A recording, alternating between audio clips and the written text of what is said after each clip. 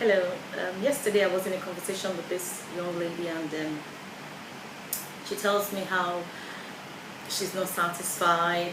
She's not satisfied with everything everyone has told her about God, and she's beginning to question if He's really there. She's beginning to wonder if she's really there. If she's really there, why is she having to go through all that she's having to go through and all of that? You know how the story goes.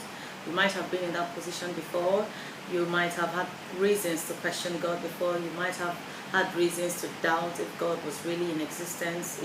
You might have had reasons to wonder if God really loves you like He claims He does. But I want to counsel you to take one drastic step today. You know, there's this man in the Bible. The Bible records his story in the book of Luke chapter 19, the man called Zacchaeus. The man was being hindered by the situation around him from actually seeing God. He was being hindered because he's not adequate in height. The crowd loomed over him and he couldn't see Jesus when Jesus was around. But in the midst of all that obstacle, he climbed the tree because he told himself, whatever it takes me to get to see this man Jesus, I'm going to take that necessary step. I'm going to make whatever adjustments. I'm going to climb that obstacle. I'm going to deal with that situation that is trying to hold me back from getting to know God, from getting to see God, from getting to encounter God. I want to bypass that situation and see God for myself. Now, he climbed the tree. You might think it's ridiculous. How can I just climb a tree in the midst of all that crowd because I want to see some person? But you see, it was desperation that made him climb the tree. How desperate are you to know God? How desperate are you to see God? How desperate are you to get to encounter God for yourself? How desperate are you to move out of what your pastor has been teaching you in church, what you've been reading in the Bible? How desperate are you to move past other people's perceptions about God? How desperate are you to move past your mindset, your perspective? How desperate are you to move past the pain, the situation that is holding you back? How desperate are you to move past that obstacle, that hindrance? How desperate are you to know God actually for yourself, not just head knowledge, but experientially knowing God?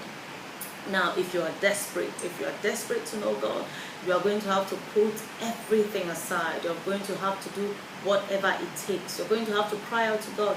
You're going to have to say, God, okay, here I am. I'm not living here today until you reveal yourself to me.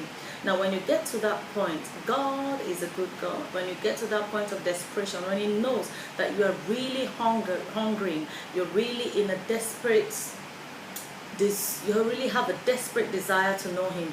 When He gets to know, when He knows for sure that, look, this person really wants to encounter me, I tell you, He will reveal Himself to you. Zacchaeus climbed the tree to meet God. What are you willing to do in order to get to know God? What is that thing you need to put aside? It could be your pain, it could be food, it could be TV, it could be the internet, it could be parties, it could be just gathering around friends and talking. There's something you must sacrifice. There's something you must put aside. There's something you must give up in order to get to know God. Look, when you give up all the things that are holding you back from that encounter, when you give it all up, God will know that, look, you are ready for me. And He is not a bad person. He is not a terrorist. He's not like man. When God sees a desire, when God sees genuine hunger, He would always satisfy it. Make that sacrifice. Climb that tree. And you will see Jesus come to your house like He did. He came to Zacchaeus' house when He saw how desperate Zacchaeus was to see Him. He visited Zacchaeus. God will visit you. If you show Him that you're desperate enough, He will. Do have a super blessed day. I'll come your way again. Bye-bye.